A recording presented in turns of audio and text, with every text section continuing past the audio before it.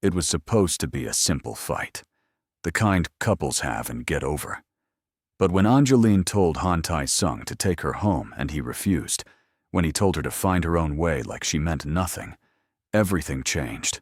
She left. He watched her go from his window, too stubborn to follow. 24 hours later, Angeline was missing, and Taisung was staring at the burned remains of her tattoo shop. The Korean Mafia boss had made a choice that night, choosing pride over the woman he loved. Now someone else had made a choice too. Someone who wanted Angeline gone. Someone who'd been watching, waiting for the exact moment when Seoul's most protected woman would be vulnerable. And Taisung had given them that moment on a silver platter. The question now wasn't if he'd find her, it was whether he'd find her alive. The glass shattered against the wall, missing Taisung's head by inches. "You killed him!" Angeline said, her voice shaking. Not from fear, from rage. "You killed Jiwoo." Han Taisung didn't flinch. He stood by the window of his penthouse, looking out at Seoul's lights like he owned every single one of them. Maybe he did. His white shirt was still perfectly pressed, even though it was past midnight. That was Taisung, always composed, always in control. "He stole from me," Taisung said, his voice flat. He knew what would happen. He was 23 years old. Angeline's hands were trembling now. She'd tattooed Jiwoo just last week. A dragon wrapped around his forearm. He'd been so excited, talking about his music career, how he was going to make it big. Now he was dead in a ditch somewhere in Gangnam. Not old enough to make choices. Taisung turned to face her. His eyes were cold. Those same eyes that looked at her with warmth just hours ago were now empty. Old enough to face consequences. "I can't do this anymore." Something flickered across his face. Fast, like lightning. Then it was gone. "Then don't," he said. The words hit harder than any slap could. Angeline felt her chest tighten. 2 years. 2 years of this dance between them. 2 years of pretending she didn't know what he did. 2 years of lying to herself that love could somehow exist in this world of blood and money. "Take me home," she said quietly. "No." She looked up at him. "What?" "You heard me." Taisung walked to his bar, poured whiskey into a glass. His movements were slow, deliberate. "You want to leave?" "Leave. But I'm not driving you anywhere." "You're serious right now?" He drank, didn't answer. "Taisung, it's almost midnight." "Seoul has taxis, subways. Use your phone."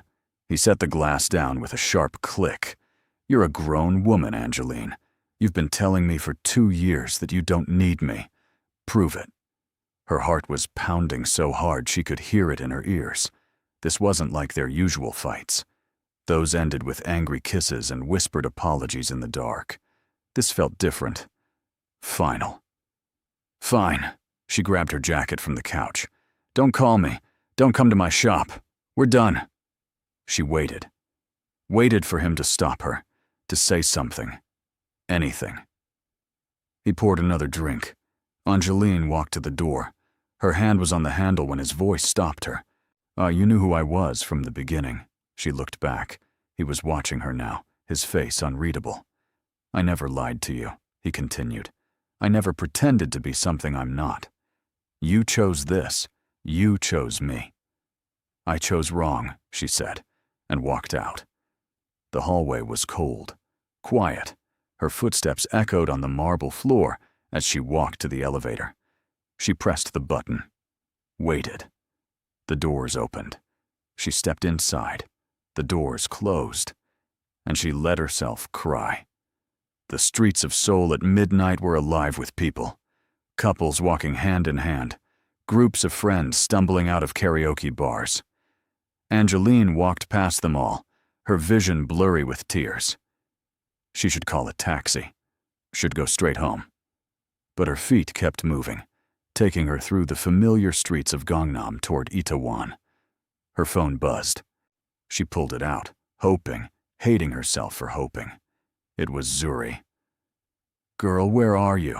I'm at the shop. Angeline wiped her face. She'd forgotten Zuri was coming by to pick up some equipment. Heading there now, 20 minutes. The walk helped clear her head. By the time she reached Itaewon, the tears had stopped. Her shop was on a side street, tucked between a vintage clothing store and a late-night ramen spot. The lights were still on inside. Zuri was waiting by the door, looking gorgeous as always in a silver dress that caught the streetlights. She took one look at Angeline's face, and her smile dropped. What did he do? Can we not? Angeline unlocked the shop door. Let's just grab your stuff and go. But Zuri knew her too well. They'd met 3 years ago at a black expat meetup in Seoul. I'm both tired of being the only ones in rooms full of curious stares. Zuri worked as a club promoter in Hongdae, knew everyone, knew everything. He hurt you, Zuri said. It wasn't a question. He let me walk out. Angeline flipped on the lights. Her shop materialized around them, walls covered in flash art. Her station neat and organized, ready for tomorrow's appointments. This place was hers. She'd built it from nothing. We had a fight, and I asked him to take me home, and he said no. If you're already hooked and want to see what happens to Angeline next, drop a comment below telling me what you think Taisung should have done. Should he have gone after her? And don't forget to hit that subscribe button because this story is about to get wild. Zuri's eyes went wide. He what? Told me to find my own way home. Angeline started gathering Zuri's equipment, the portable speaker she'd borrowed last month. Said I was a grown woman. That petty little... Zuri caught herself. Okay, but why were you fighting? Angeline's hand stilled. She couldn't tell Zuri everything. Couldn't tell her about Jiwoo, about what Taisung really did. Some secrets were too dangerous to share. He made a business decision I didn't agree with, she said finally. A business decision. Zuri's voice was flat. Angel, what does that man actually do? Like really do? Import, export. The lie tasted bitter. Right. And I'm the Queen of England. Zuri took the speaker from her. Look, I know you don't want to hear this, but I've been worried about you. The way he looks at you, it's intense. Like obsessive intense. He's not obsessive. Girl, he bought the building your apartment is in. He's protective. He has men following you. That's for safety. Seoul can be. Seoul is one of the safest cities in the world, and you know it. Zuri grabbed her hand. I love you. You're my sister. So I'm saying this with love. That man is dangerous. If she only knew how right she was. A car drove past outside, slow, too slow. Angeline glanced at the window, but couldn't see through the reflection. I ended it tonight, she said, so you don't have to worry anymore. Zuri pulled her into a hug. Good. You deserve better. You deserve someone who treats you right. The car passed again. Same black sedan, same tinted windows. Angeline's stomach dropped. Zuri, you should go. What? I just got here. Please. Angeline walked to the window, trying to see the license plate. The car turned the corner, disappeared. I'm tired. I just want to lock up and go home. Zuri studied her face. You're scaring me. I'm fine, just exhausted. Angeline forced a smile. Text me when you get home, okay? After Zuri left, Angeline locked the door and turned off the front lights. She moved through the dark shop to the back room, pulled out her phone. 3 missed calls from Soo-jin, Taisung's right-hand man. No calls from Taisung himself. Her finger hovered over his name in her contacts. She could call, could apologize, could pretend tonight never happened. No, she'd meant what she said. They were done. Angeline grabbed her bag and headed for the back exit. The alley was dark, lit only by a single flickering bulb. She was halfway to the street when she heard it. Footsteps. She turned. The alley was empty. Just shadows and trash bags and the distant sound of music from the ramen shop. She was being paranoid. Too many years looking over her shoulder. Too many nightmares about Atlanta. Atlanta. She hadn't thought about that night in months. Taisung made her feel safe enough to forget. Safe enough to stop checking every face in every crowd. Safe enough to sleep without a knife under her pillow. But now, walking alone through Seoul's back alleys at 1 a.m, it all came rushing back. The tattoo shop in Atlanta, her mentor Aaron, the smell of blood, the gunshots, Malik's face as he stepped over Aaron's body. You didn't see nothing, did you? But she had seen everything. And when the police came, when they asked if she'd testify, she'd said yes, because she was young and stupid and believed in justice. The trial, the threats, the night someone shot through her apartment window. The federal agent with the kind smile who promised witness protection would keep her safe. The new name, new city, new life. And then, 6 months later, seeing her case file on the news, her real name, her new location, everything leaked. She'd run, bought a ticket to Seoul with money she'd saved, started over. Again. That was 3 years ago, 3 years of peace, 3 years of being just Angeline, the American tattoo artist in Itaewon. No past, no fear. Until tonight. That car, those slow passes, the way her skin was prickling with awareness. She was probably imagining things, probably just paranoid because of the fight with Taisung. Her phone buzzed, a text from an unknown number. Nice shop you got. Her blood turned to ice. Another text. Atlanta says hello. No. No, no, no, no. Angeline ran. She burst out of the alley onto the main street, into the light, and people and noise. Her heart was trying to punch through her ribs. She pulled up her taxi app with shaking hands. 3 minutes away. She couldn't go home. If they found her shop, they knew where she lived. She couldn't go to Taesung. That would put him in danger, too. A 24-hour jjilbang, the one in Hanam-dong. She could hide there, think, figure out what to do. The taxi pulled up.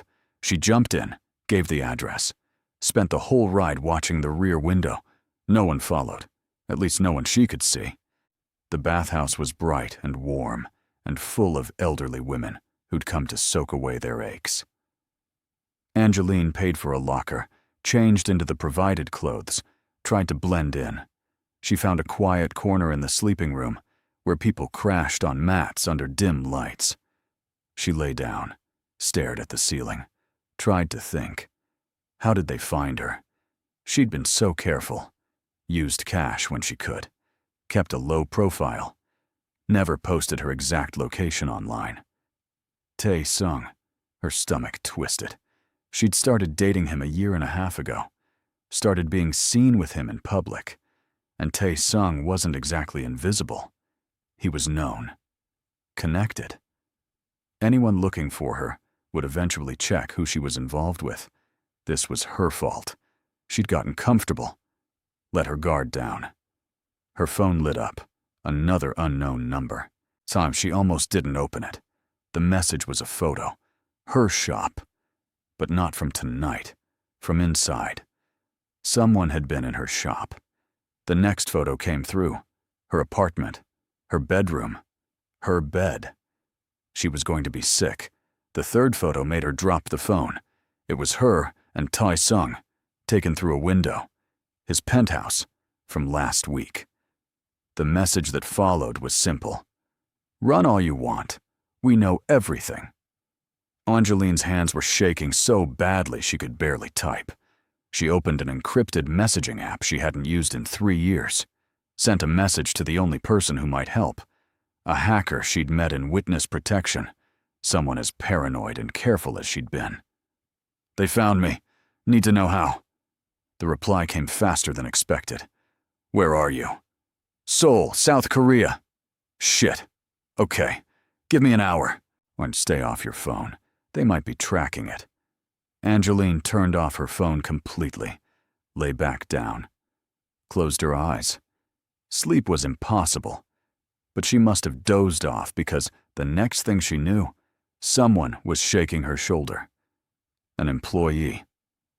"Miss, you can't sleep here without paying for overnight."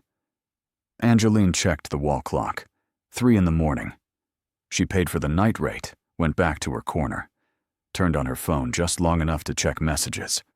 The hacker had sent a long explanation. Technical jargon she only half understood, but the summary was clear. Someone had hacked the Seoul police database, found records of her visa application, cross-referenced with known associates, built a profile. "They're good," the message ended. "Professional. Well-funded. This wasn't some random search. Someone paid serious money to find you." Another message. "Do you have somewhere safe to go?" Angeline thought about Zuri, but that would put her in danger. Thought about the other expats she knew. Same problem. Thought about Taisung. No, she couldn't.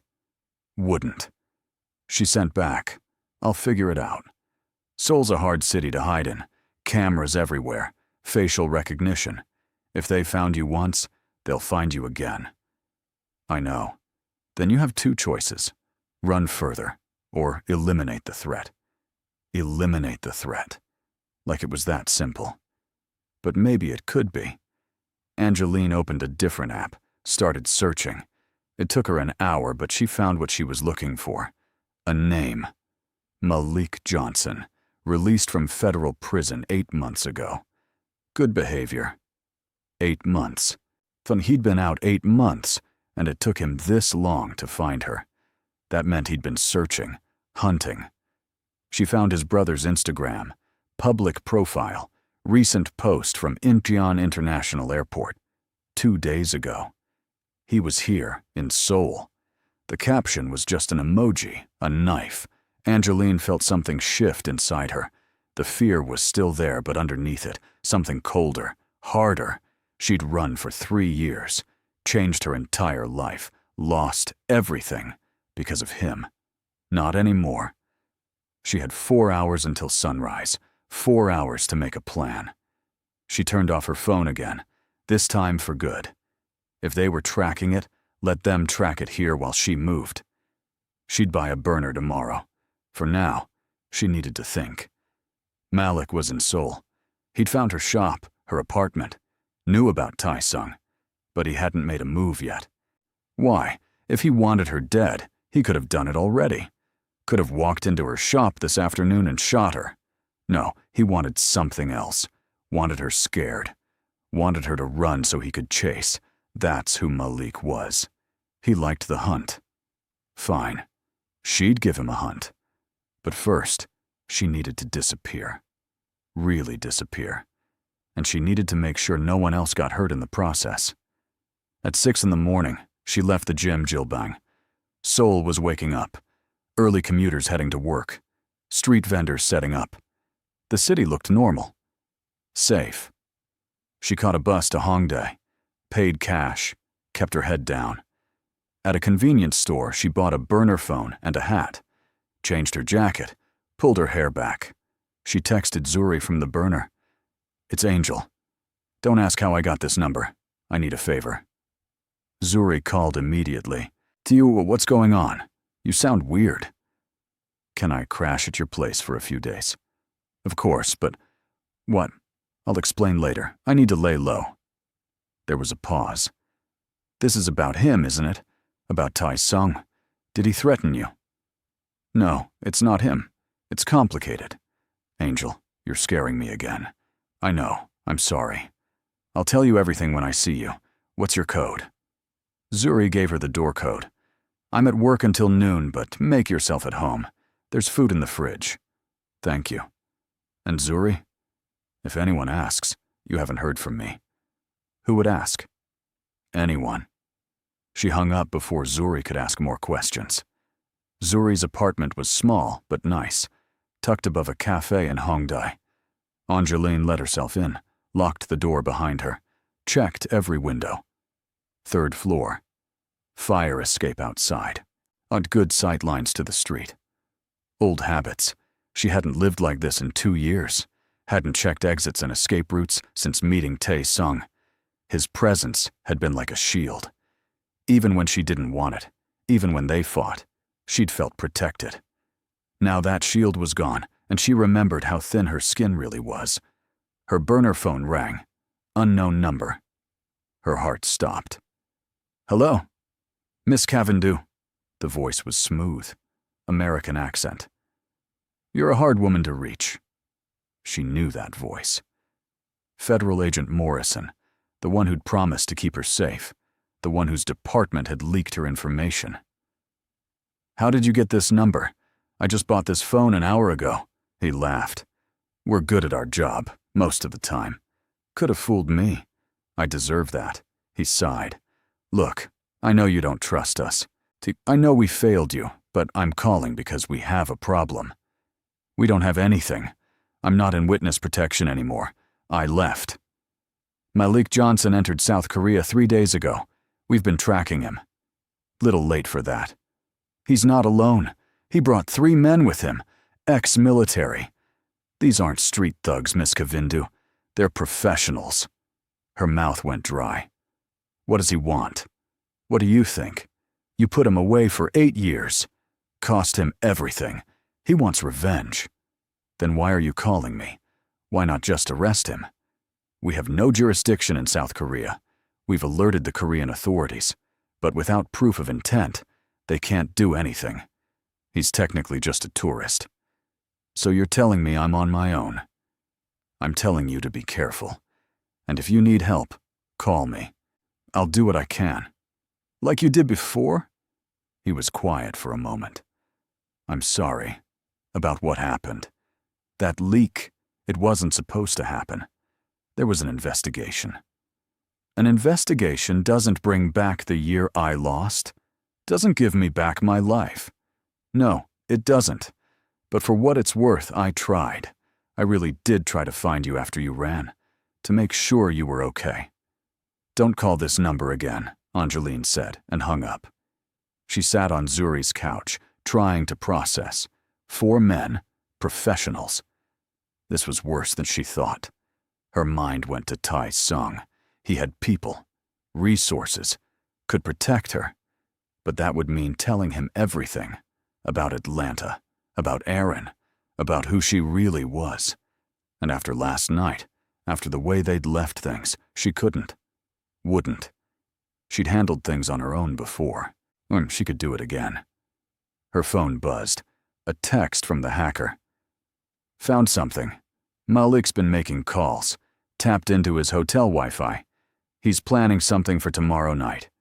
Location mentioned is in Gangnam. I'm trying to get more details." Tomorrow night. That gave her less than 48 hours. To do what, she didn't know. But sitting here, waiting to die, wasn't an option.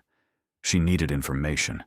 Needed to know where Malik was staying, what he was planning, who he'd talked to. And she needed to do it without Taisung finding out. The irony wasn't lost on her. For 2 years, his world had terrified her. The violence, the moral compromises, the blood on his hands. Now she was planning her own violence, her own compromise. Maybe they weren't so different after all. Angeline spent the day researching. The burner phone was slow but secure. She found Malik's hotel. The Grand Hyatt in Itaewon. Expensive. He was making a statement. She found social media posts from one of his guys, club photos from last night, arena in Gangnam. They were living it up, enjoying Seoul. That made her angry in a way fear couldn't. They were here to kill her, and they were partying. By the time Zuri came home at noon, Angeline had a plan.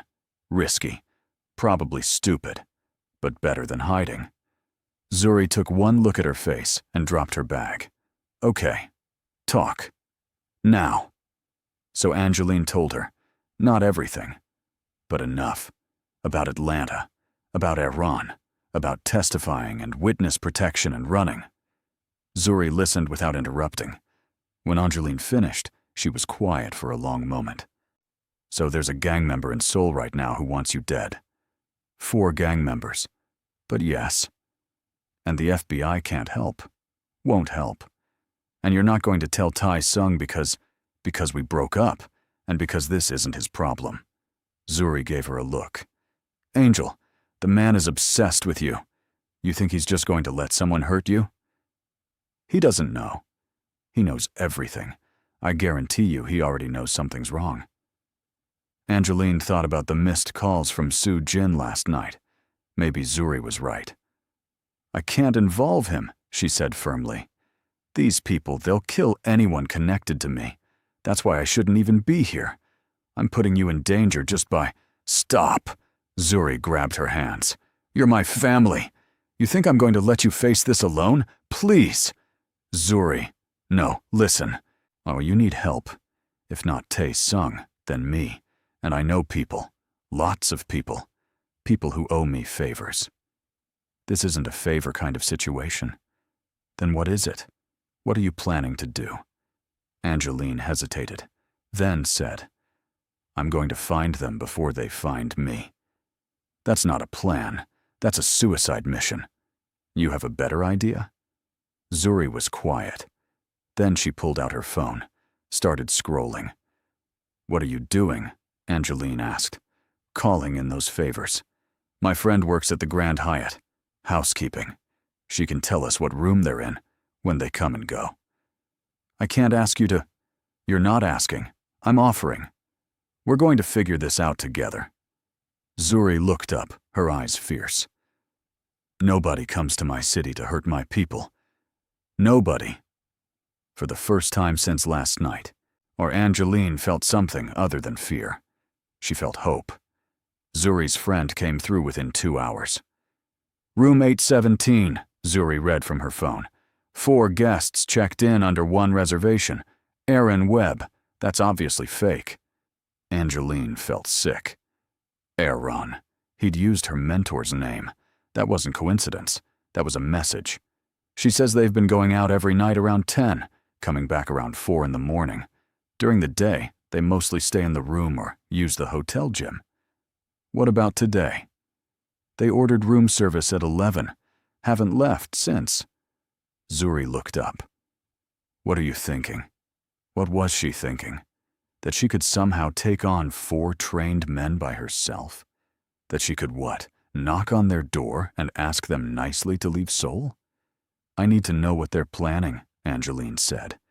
If I know when and where they're going to make a move, I can prepare. Prepare how? Angel, you're a tattoo artist, not Jason Bourne. But that wasn't entirely true.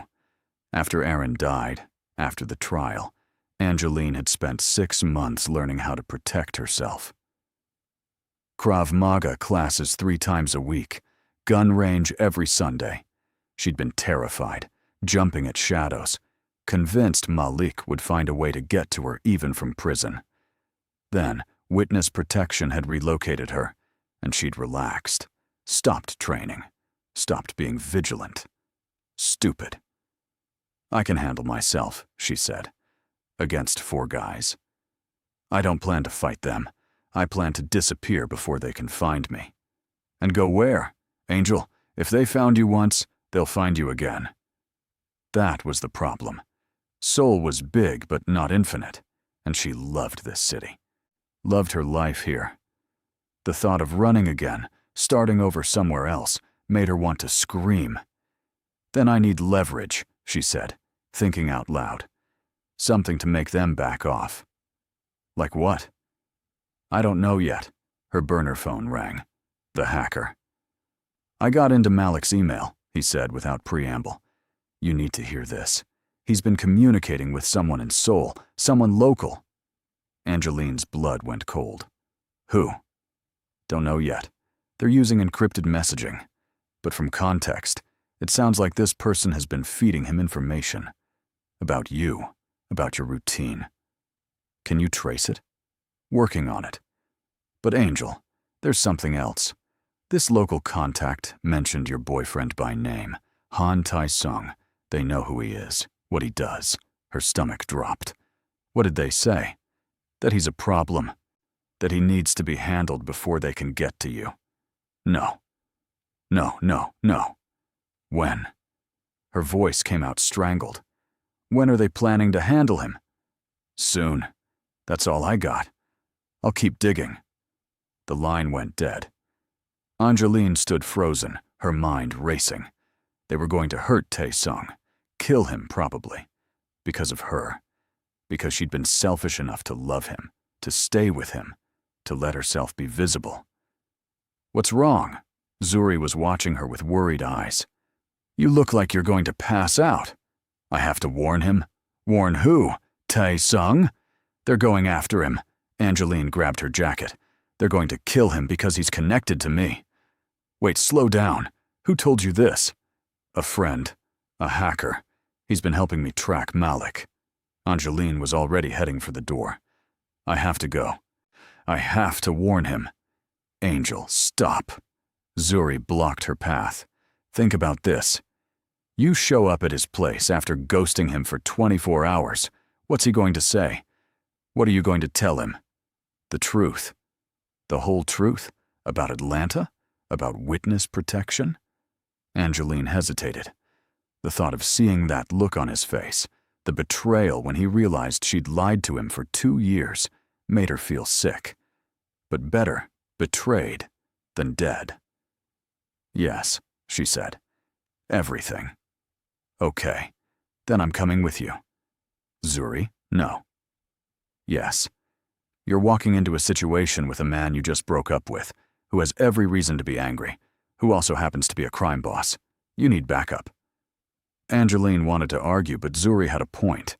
And honestly, she was terrified of seeing Taisung, of his reaction, of everything. "Fine. But we stay in public. His office, not his apartment." They caught a taxi to Gangnam. Taisung's legitimate business was an import company with offices in a gleaming tower near COEX. Angeline had been there exactly twice. He kept that world separate from his real work. The lobby was all marble and glass. A receptionist looked up as they entered. "We're here to see Han Taisung," Angeline said. "Do you have an appointment?" "No, but he'll see me. Tell him it's Angeline." The receptionist made a call. Spoke quietly in Korean. Her eyebrows rose. She hung up. "I'm sorry. Mr. Han is not available." "Please, it's important." "Mr. Han is not in the office today. I can take a message." Not in the office. That wasn't like him. Taisung practically lived at that office during business hours. "Where is he?" Angeline asked. "I'm not at liberty to say." Zuri leaned over the desk, turned on her most charming smile. "Come on, help us out. It's an emergency." The receptionist's expression didn't change. "I cannot give out that information." They were getting nowhere. Angeline pulled out her burner phone, hesitated, then dialed Tae-sung's number from memory. It rang 4 times. Then voicemail, his voice, cold and professional. "Leave a message." "It's me," she said. "I know you're probably still angry, but I need to talk to you. It's about your safety. Please call me back." She left the burner number and hung up. "Now what?" Zuri asked. "Now we wait." They found a cafe across the street with a view of the office building. Ordered coffee they didn't drink. Waited. An hour passed. No call. "Maybe he's really not in the office," Zuri said. "Maybe he's at home. His penthouse has security. I can't just walk in." "Can you call that guy? His second in command?" Soo-jin. She could try, but Soo-jin's loyalty was to Tae-sung, not to her. If Taisung had told him not to put her calls through, he wouldn't. Still, it was worth a shot. She dialed. Soo-jin answered on the first ring. "Miss Kavindu." His voice was carefully neutral. "This is unexpected. I need to talk to Taisung. It's urgent." "Mr. Han is occupied at the moment." "Soo-jin, please. I'm not playing games. His life is in danger." There was a pause. "Explain." So she did. Quickly. Efficiently. Told him about Malik, about the threats, about the plan to go after Taisung. When she finished, Soo-jin was quiet for a long moment. "Where are you?" he asked finally. "Cafe across from the office." "No, why?" "Stay there. Someone will pick you up in 10 minutes." He hung up. Angeline looked at Zuri. I think it worked. Or he's sending someone to kill you for breaking his boss's heart. Not funny. Little bit funny. 10 minutes later, a black car pulled up outside the cafe. Not one of Taisung's usual cars. This one was armored, windows tinted so dark they were nearly opaque. The back door opened. Soo-jin stepped out. He was a thin man, sharp-featured, always impeccably dressed. Right now he looked tired. Miss Cavendish, please come with me. Where are we going? Somewhere secure. Mr. Han will meet you there. Angeline looked at Zuri. You should go home. This doesn't involve you. Like hell I'm leaving. Zuri stood up. I'm coming. Soo-jin looked like he wanted to argue but just nodded. Both of you then. But quickly. The car ride was silent. Soo-jin made several calls in rapid Korean. Angeline caught Taisung's name but nothing else. They drove out of Gangnam into an area she didn't recognize. Industrial. Lots of warehouses. The car pulled into an underground parking garage. Stopped. This way, Soo-jin said. He led them into a building that looked abandoned from outside, but was clearly operational inside. Armed men at every entrance. Security cameras. This was one of Taisung's real offices, where he conducted his actual business. Angeline had never been here. He'd kept this part of his life completely separate from her. They took an elevator down. The doors opened onto a hallway lined with doors. Soo-jin led them to a conference room at the end. Wait here, he said, and left. The room was windowless, a long table, chairs, nothing else. Zuri looked around nervously. This is some serious spy movie situation, she whispered. Yeah.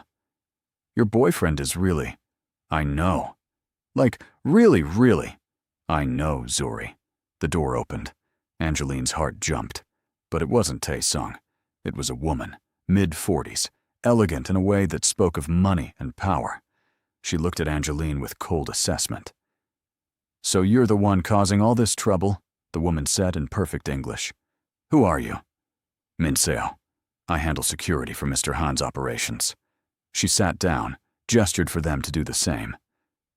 Tell me everything about these men looking for you. So Angeline told the story again. Atlanta, Aaron, the trial, Malik, all of it. Minseo listened without expression. When Angeline finished, she pulled out a tablet and showed her a photo. Now, is this him? It was Malik, older than she remembered, harder, but definitely him.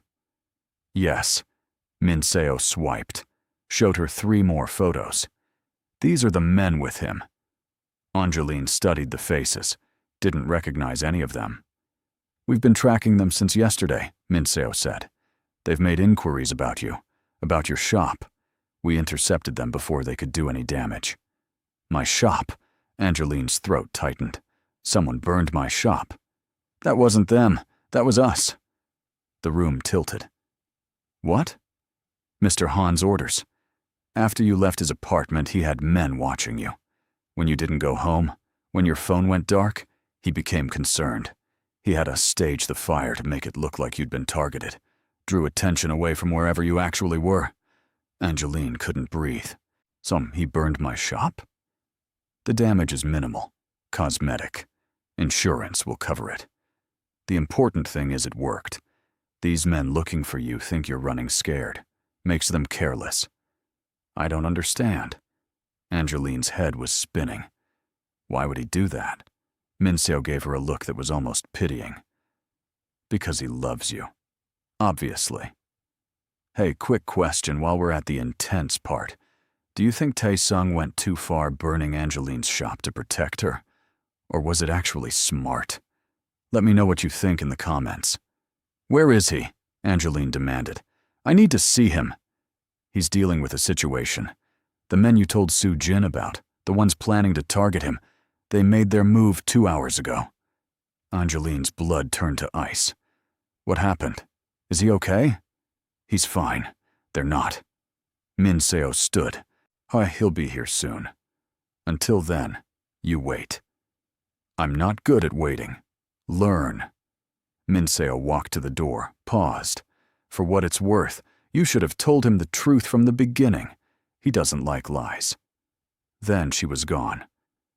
Angeline sat in stunned silence. Zuri reached over and squeezed her hand. Your boyfriend is intense, she said. He's not my boyfriend. We broke up. Girl, he burned down your shop to protect you. You're not broken up. You're in some kind of twisted romance novel. Maybe she was right. Nothing about her relationship with Taisung had ever been normal. From the first day he'd walked into her shop, demanding she tattoo him immediately, even though she was booked for months. She'd said no. He'd offered her triple her rate. She'd still said no. So he'd come back the next day.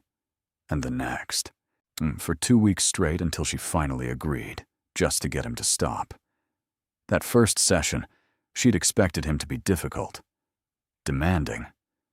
Instead, he'd been quiet, patient. Let her work without interference. And when she'd finished the outline of his back piece, he'd looked at it in the mirror and smiled. Actually smiled. You're talented, he'd said. I know. That had made him laugh. Confident, too. Have to be. This industry doesn't respect timid. He'd booked his next appointment before leaving. And the next. Once a week for months, sitting in her chair for hours while she worked on the massive phoenix spreading across his shoulders. They'd talked during those sessions about art, about soul, about her life in America, though she'd kept it vague.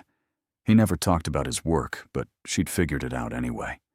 The men waiting outside, the expensive clothes, the way people looked at him with fear and respect in equal measure. She should have run then, should have refused to see him, but she hadn't, because despite everything, despite who he was, he made her feel seen, safe, wanted. And now he'd burned her shop to protect her. She didn't know whether to kiss him or kill him. The door opened again. This time it was Taisung. He looked the same as always. Perfect suit. Perfect hair. But there was something different in his eyes. Something wild and dangerous, barely contained. His gaze locked on her. For a moment nobody moved. Then he crossed the room in 3 strides and pulled her into his arms. The hug was crushing, desperate. She felt him shaking. You're okay, he said against her hair. You're okay. Angeline's anger melted. She wrapped her arms around him, held on tight. I'm okay. He pulled back, cupped her face in his hands. His eyes searched hers. When you disappeared, when I couldn't find you, I thought, I know, I'm sorry. Sorry? His voice turned sharp. You're sorry? Angeline, I have had every resource I own looking for you for the past 24 hours. Do you have any idea what I thought happened? You burned my shop. I saved your life. You could have just called me. You weren't answering. His hands dropped. The shutters came back down over his expression. You made it very clear you wanted nothing to do with me. That's not. I was protecting you. I don't need protection. Yes, you do. Malik and his men, they were planning to kill you. They tried. They failed. He said it so casually, like attempted murder was a minor inconvenience. 3 of them came to my office this afternoon, posed as delivery men, got past the first level of security. Angeline's heart stopped. What happened? What do you think happened? They're not a problem anymore. The coldness in his voice sent chills down her spine. This was the Taisung most people saw. The one she'd tried to pretend didn't exist. You killed them, she said quietly. I protected myself. That's what I do, Angeline. That's who I am. The same person I was 2 nights ago when you walked out. This is different. No, it's not. You just finally see it clearly. He turned away. Minseo briefed me on your situation, the witness protection, the gang from Atlanta. You lied to me for 2 years. I was trying to stay alive. By lying to the one person who could have actually protected you. He spun back, and now there was real anger in his face. Do you know what I could have done if I'd known? The resources I have? But instead, you played pretend, acted like you were just some American artist with no past. And now there are 4 men in my city trying to kill you. 3, Zuri said quietly from the corner. You said 3 came to your office. Taisung's jaw tightened. One is still out there. Malik himself, he wasn't with them. Do you know where he is? Angeline asked. Not yet, but I will. He pulled out his phone. Minseo is coordinating with our contacts. Every hotel, every rental property, every known safe house. We'll find him. And then what? He looked at her. What do you think? Taisung, you can't just kill him. Watch me. He's an American citizen. If he turns up dead, there will be investigations. FBI involvement. It'll bring heat on you. I don't care. Well, I do. Angeline stepped closer. I care about you, about your safety. That's why I didn't tell you. That's why I was trying to handle this myself. Handle it how? You're one person, Angeline, against trained killers. I've handled worse. When? When you ran from witness protection? When you hid in Seoul hoping your past wouldn't find you? That's not handling it. That's surviving. Barely. His words stung because they were true. She had been barely surviving, jumping at shadows, never really settling, never really free. So what do you want me to do? She asked. Just let you take over? Let you fix my problems with violence? Yes. That's not who I am. Maybe it should be. He was close now, close enough that she could see the exhaustion in his eyes. Because the way you've been doing things, it's not working. And your way works? Jiwoo is still dead. Those 3 men today are still dead. How many bodies does it take before you realize violence doesn't solve everything? It solves enough. They stared at each other. The tension in the room was suffocating. Zuri cleared her throat. Maybe I should give you 2 some privacy. Stay, Taisung said without looking away from Angeline. You're her friend. You should hear this too. He took a breath. I'm not letting you leave again. Not until Malik is dealt with. Oh, you'll stay at my penthouse under protection. No, that wasn't a request. And I'm not your prisoner. You're the woman I love. The words came out raw, unguarded. And I will do whatever it takes to keep you alive, even if you hate me for it. Angeline felt tears burning her eyes. I don't hate you. You should. I'm everything you ran from. Everything you testified against. You're not like Malik. Aren't I? We both run criminal organizations. We both kill people who cross us. The only difference is you choose to see me differently. Because you are different. Malik murdered my mentor in cold blood over a turf dispute. You live by codes, rules. There's honor in what you do. Taisung laughed bitterly. Honor? You think there's honor in smuggling? In extortion? In murder? I think there's honor in you.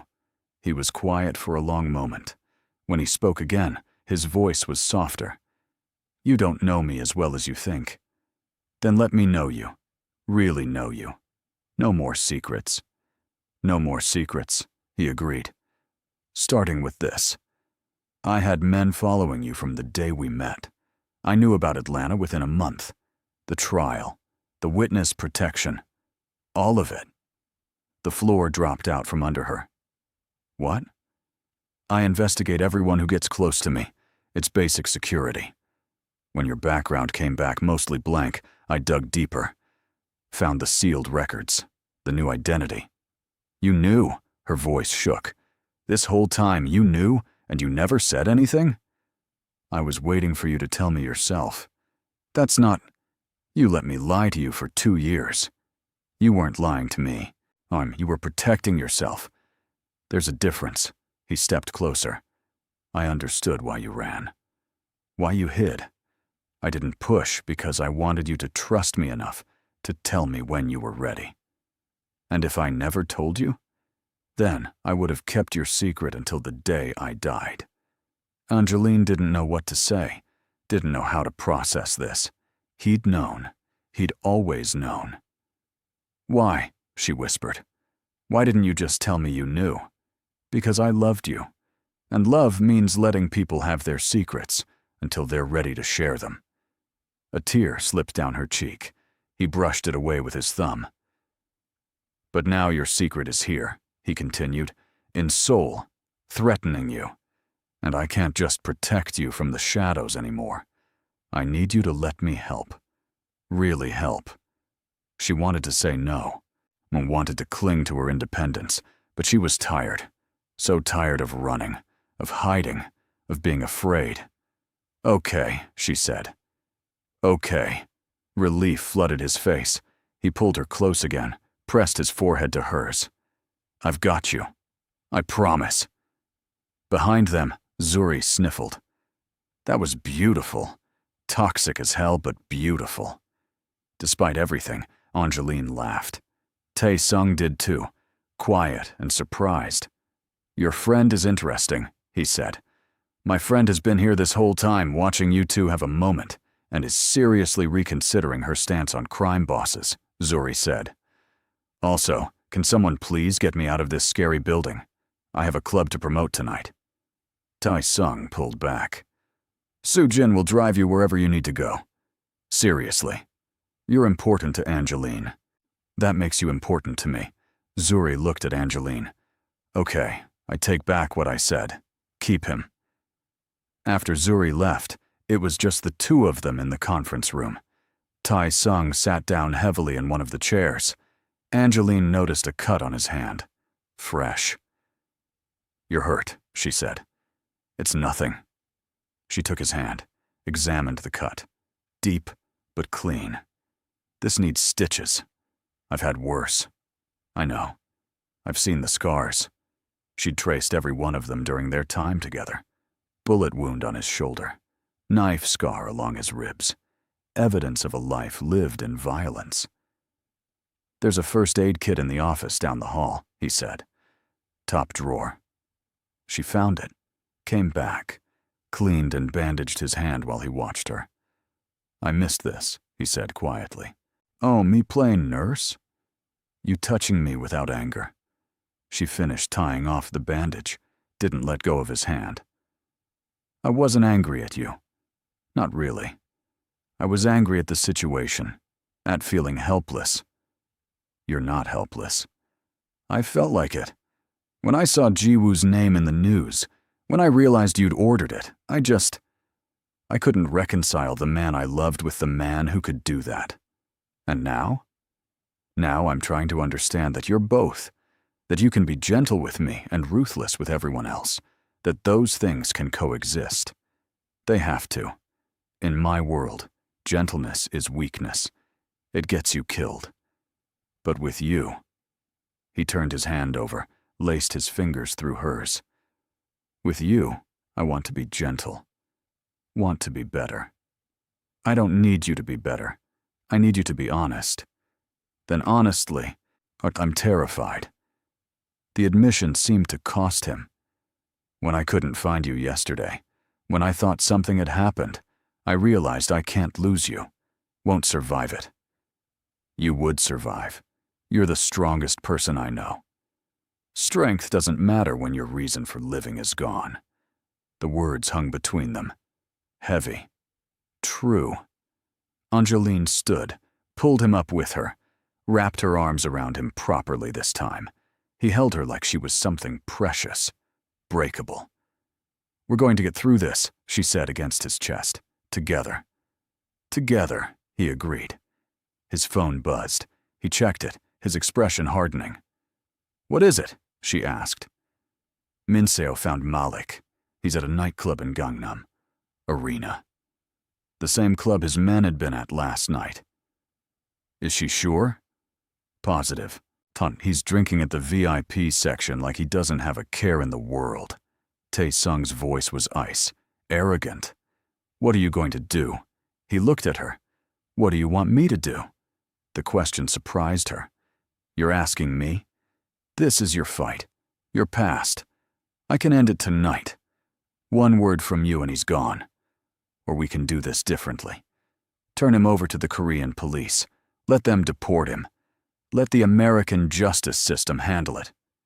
You'd do that? Let him live? If that's what you want. Yes. Angeline thought about Malik, about Avron, about 3 years of running and hiding and fear, about the texts, the threats, the photos, about the 3 men who tried to kill Taisung today. I want to talk to him, she said. Taesung's eyebrows rose. Talk to him. Face to face. I want to know why. So why he came all this way. Why he won't just let it go. Angeline, that's not safe. I'll have you with me. You're men. I'll be safe. She grabbed his arm. Please. I need closure. I need to look him in the eye and tell him I'm not afraid anymore. He studied her face for a long moment, then nodded. Okay, but we do this my way. My location. My terms. Deal. And if he makes one wrong move, if I even think he's a threat, I'm ending it. I understand. Taisung made a call, spoke rapidly in Korean. When he hung up, he looked grim. It's set. Minseo will bring him to the warehouse by the river. 1 hour. Just like that? Just like that. He cupped her face. Are you sure about this? No. She wasn't sure. The thought of seeing Malik again made her want to throw up, but she needed to do this, needed to face her past head on. I'm sure, she lied. He saw right through her, but didn't argue. Just kissed her forehead and said, I'll be right beside you. That would have to be enough. The warehouse by the river was exactly what Angeline expected. Cold concrete, dim lights, the smell of water and rust. The kind of place where bad things happened and nobody asked questions. Taisung's men were positioned at every entrance. She counted at least 12, all armed, all watching her with curious eyes. The American woman who'd made their boss lose his mind for 24 hours. Minseo was already there, leaning against a metal table in the center of the space. She straightened when they entered. He's in the car outside, she said, sedated but conscious. Do you want him restrained? Taisung looked at Angeline. Your call. Restrained, she said. Her voice sounded steadier than she felt. Chair in the middle, hands tied. Minseo nodded and spoke into her radio. A minute later, 2 men dragged Malik inside. He looked different than his photos. Thinner, harder. His eyes were unfocused from whatever they'd given him, but when he saw Angeline, clarity sharpened his gaze. Well, he slurred slightly.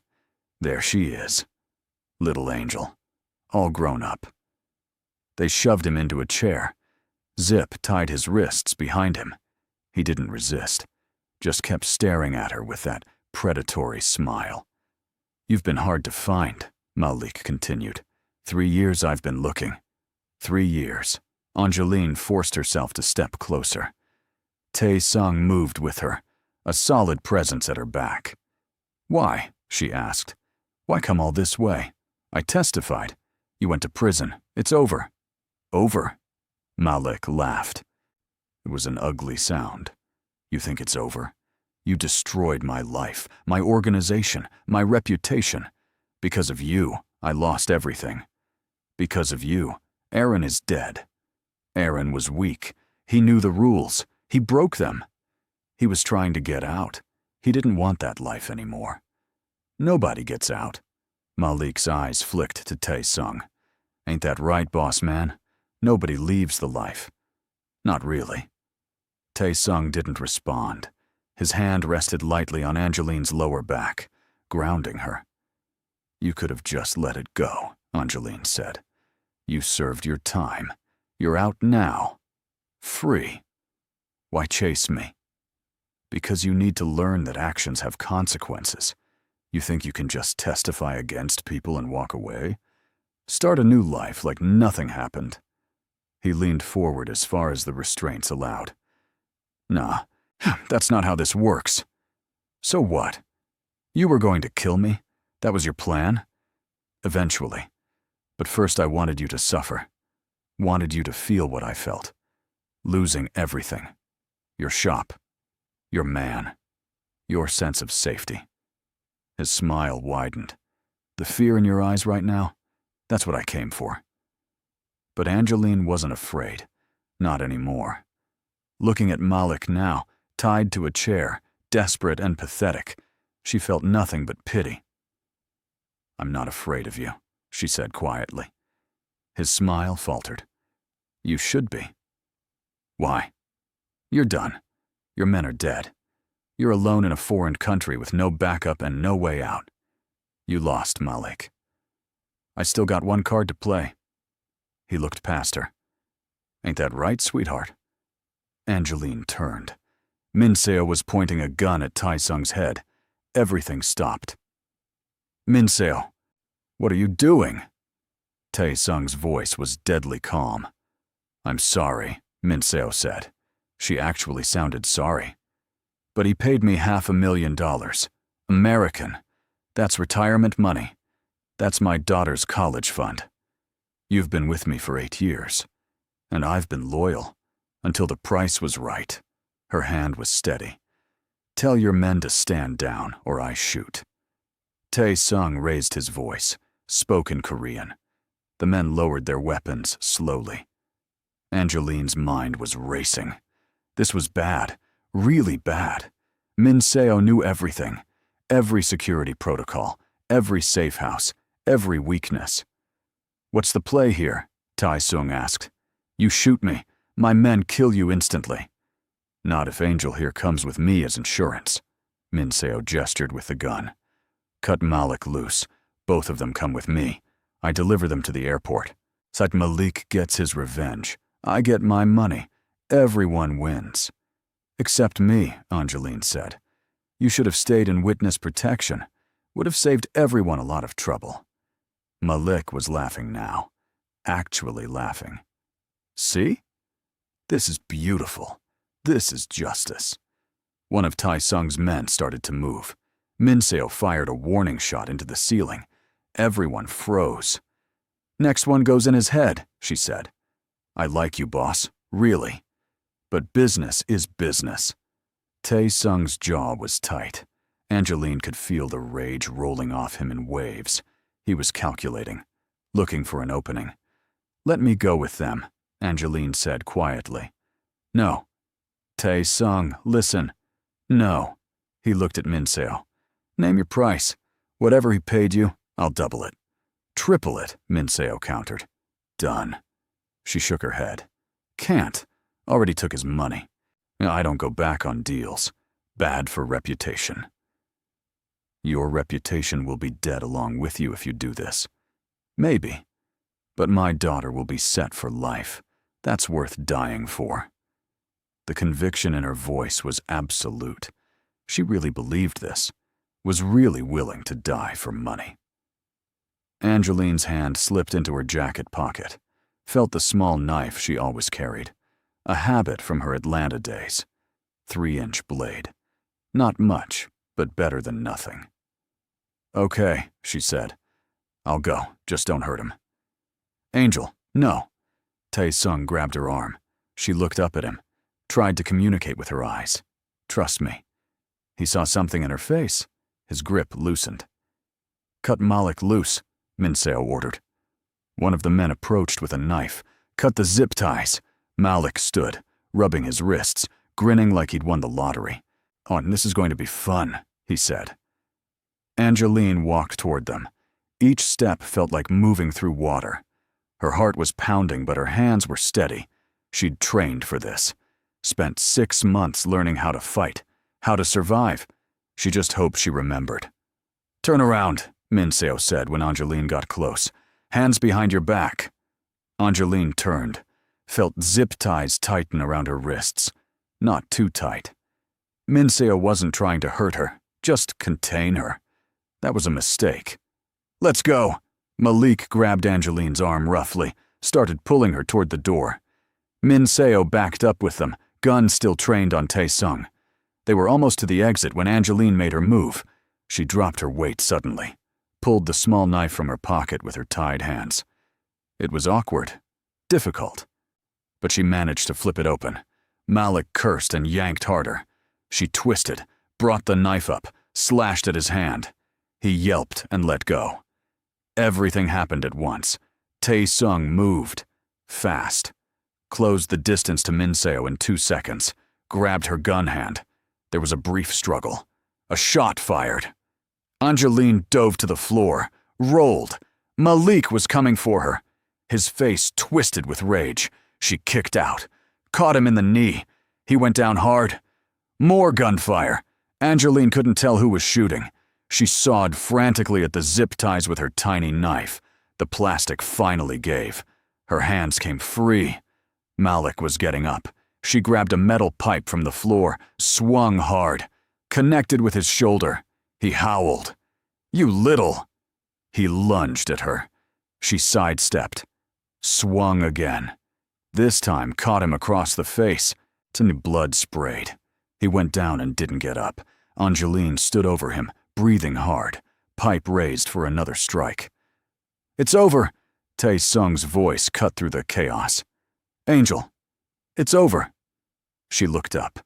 Taisung had Min Seo on the ground, knee on her back, her own gun pointed at her head. The other men had surrounded them. Nobody else was shooting.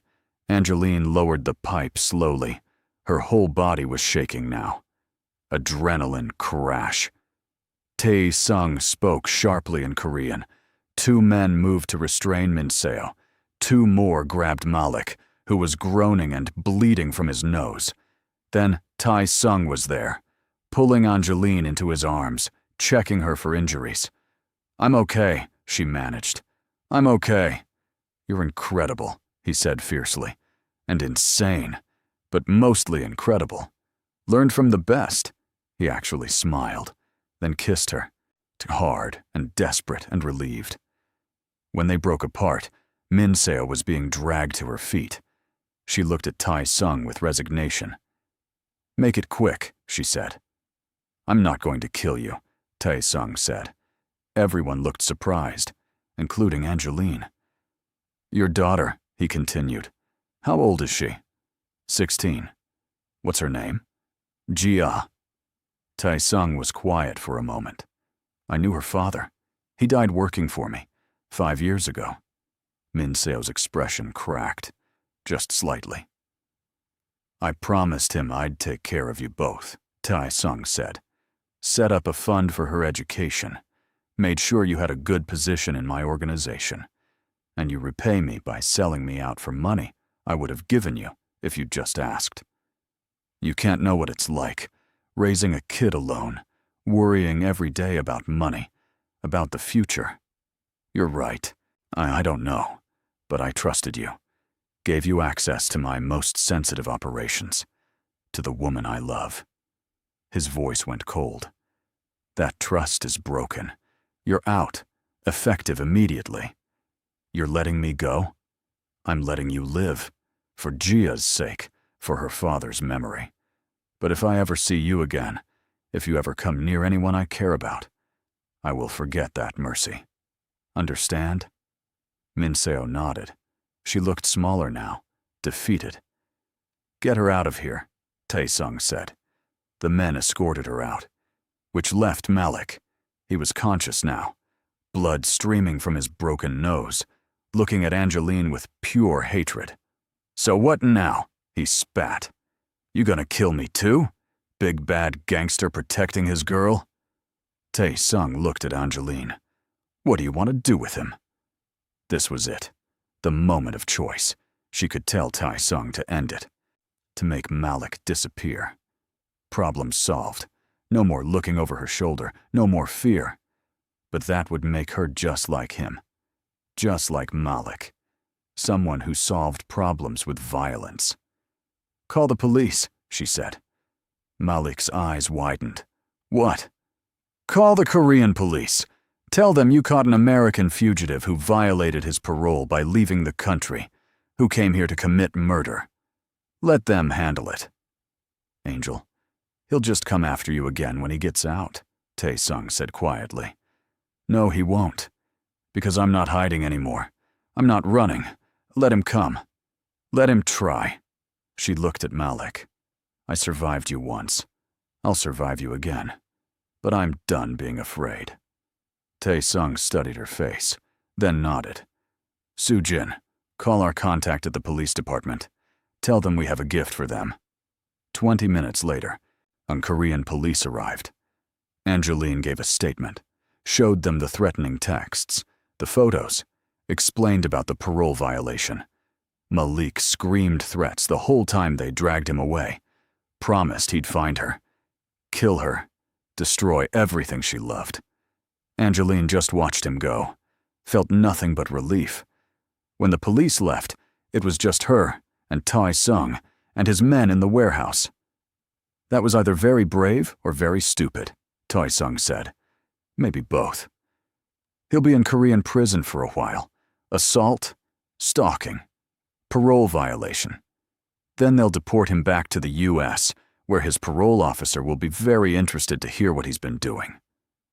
Good. But Angel, he's right. Eventually he'll get out, and he'll remember. Let him remember. I'll be ready. She looked up at him. And I'll have you. Always. He kissed her again. Softer this time. Sweet. One of his men cleared his throat awkwardly. Taisung pulled back with a slight smile. Let's go home, he said. Home. His penthouse, where this whole mess had started 2 nights ago. So much had changed since then. The ride back was quiet. Angeline sat pressed against Taesung's side, his arm around her shoulders. She was exhausted, bruised. Her hands hurt from gripping the pipe, but she was alive. Safe. Free. At the penthouse, Taesung ran her a bath, helped her wash the warehouse grime off, bandaged her scraped knuckles. The intimacy of it made her throat tight. Thank you, she said quietly. For what? For letting me make the choice. About Malik. You could have just killed him. I almost did. When he grabbed you, I wanted to tear him apart. His hand stilled on her wrist. But you're right. You're not me. You don't have to solve problems my way. What if I want to sometimes? Want to be more like you? He looked up sharply. No. Don't wish for that. Why not?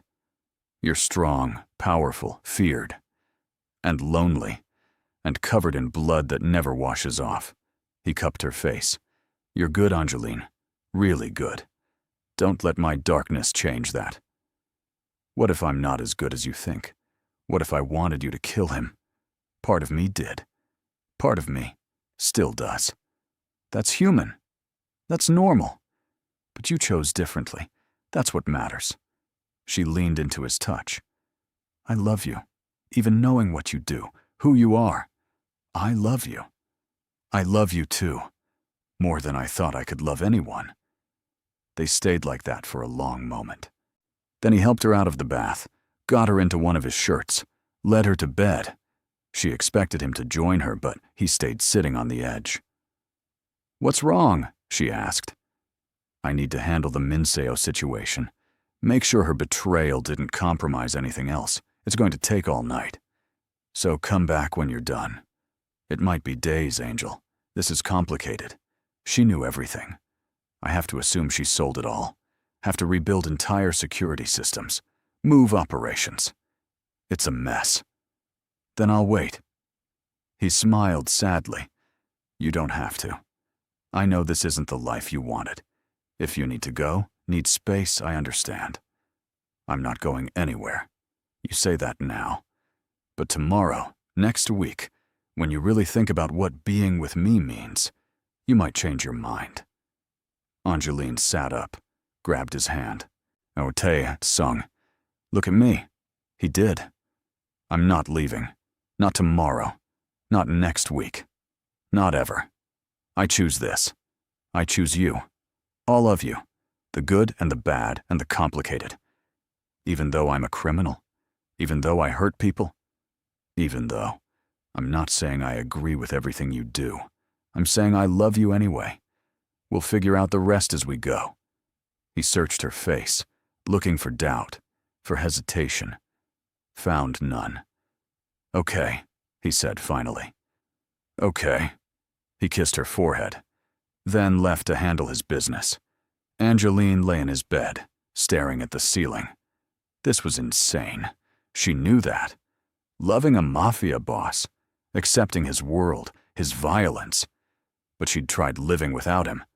Those 24 hours of running and hiding and fear, and she'd been miserable.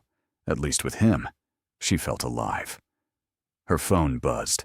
The burner, when she'd forgotten about it. A text from Zuri. "Girl, you better be alive. Text me back or I'm calling the cops." Angeline smiled. Typed back, "I'm alive. At Taisung's. Long story. We'll call tomorrow." "You better. I want all the details. The safe for work ones anyway." "Deal." Angeline set the phone aside, closed her eyes. For the first time in 3 years, she felt at peace. "Before you go, I need to know, are you Team Angeline or Team Taisung? Who handled this situation better? Drop your thoughts in the comments and don't forget to subscribe because I've got more stories like this coming your way. Trust me, you don't want to miss what's next. 3 months later, Angeline stood in her new shop. Not an Ida one this time. In Gangnam. Prime location. Expensive rent that Taisung insisted on paying despite her protests. So the insurance money from the fire had covered new equipment. Better equipment. Her client list had grown, apparently nearly dying, and dating a crime boss was good for business in certain circles. "Your 2 o'clock is here," her new assistant said. A college student named Hana, who was studying art and needed the money. "Send them in." The client was a young woman, nervous, first tattoo. Angeline spent an hour talking her through the design, making her comfortable. This was what she loved. The art, the connection, creating something permanent and beautiful. At 6, she closed up shop. Tae-sung's car was waiting outside. It always was. She'd stopped fighting the security detail, mostly. Soo-jin opened the door for her. He'd been cold to her for weeks after the Minseo incident, blamed her for the security breach, but eventually he'd thawed, especially after she'd helped him pick out a birthday present for his mother. "Good day," he asked. "Busy? You?" The same. They'd developed an easy rapport. He still thought she was a dangerous distraction for his boss. She still thought he was overly paranoid. But they'd found middle ground. At the penthouse, Tae-sung was already home. Rare for him. He usually worked until midnight. "Hey," she said, dropping her bag. "You're here early. Wanted to see you." He pulled her into a kiss. "How was the shop?" "Good. Booked solid for the next 2 months. Told you Gangnam was the right location." "Don't gloat." He smiled. That soft smile he only gave her. Wouldn't dream of it. They had dinner together. Talked about their days. It was almost normal. Almost domestic. Except for the part where he casually mentioned handling a territorial dispute with a rival gang. "Anyone hurt?" she asked. "Some bruises. Nothing serious. We came to an agreement." Good. This was their compromise. He didn't hide his work from her. She didn't judge him for it. They existed in this strange space between 2 worlds. After dinner, they sat on the balcony. Seoul spread out below them. Millions of lights. Millions of lives. "I got a call from Agent Morrison today," Angeline said. Tae-sung tensed slightly. "What did he want?" "To tell me Malik took a plea deal. 20 years. He won't be eligible for parole until he's 60. "Good." "Yeah." She leaned against him. "It's really over." "How do you feel?" "Relieved. Free. Like I can finally breathe properly." His arm tightened around her. "I'm glad." Morrison also said the FBI is investigating the leak. Found out it was a clerical error, not intentional. Someone new who didn't understand the protocols. Idiots.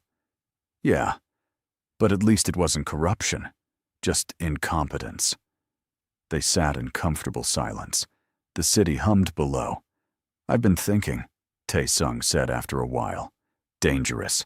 He ignored the joke. "About us, about the future." Her heart skipped. "Okay? I know I said no secrets, but there's one thing I haven't told you. Taisung, if you're secretly married or something, I swear. I'm not married." He turned to face her. "But I am planning to expand my operations into legitimate business, real estate, technology, things that don't involve violence. Really, I'm not going to stop being who I am. The organization still exists, still needs leadership. But I can diversify, build something cleaner alongside it. Why? Because of you. Because I want a future where you're not constantly worried I'm going to end up in prison or dead. Because I love you, and I want to give you the best version of myself I can manage." Angeline felt tears prick her eyes. "That's the most romantic thing anyone's ever said to me." "I have my moments," she kissed him. Slow and deep and full of promise. When they broke apart, she said, "I have something to tell you too." "Okay." "I've been talking to some of the other expats in Seoul, black women specifically, and a lot of them struggle to find good tattoo artists who understand their skin tones, their hair textures, their cultural references. I'm following. So I want to expand too, maybe open a second shop.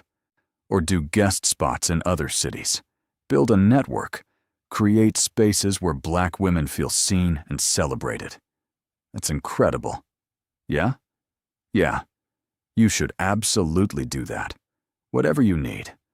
Money, connections, I can help. I want to do it myself. Prove I can. Then prove it. I'll just be here supporting you." She smiled. "I can live with that." They sat together until the city lights started to blur, until exhaustion pulled at them both, until the night felt less like an ending and more like a beginning. Inside, getting ready for bed, Angeline caught sight of herself in the mirror. She looked different than she had 3 months ago. Stronger, more confident, less afraid.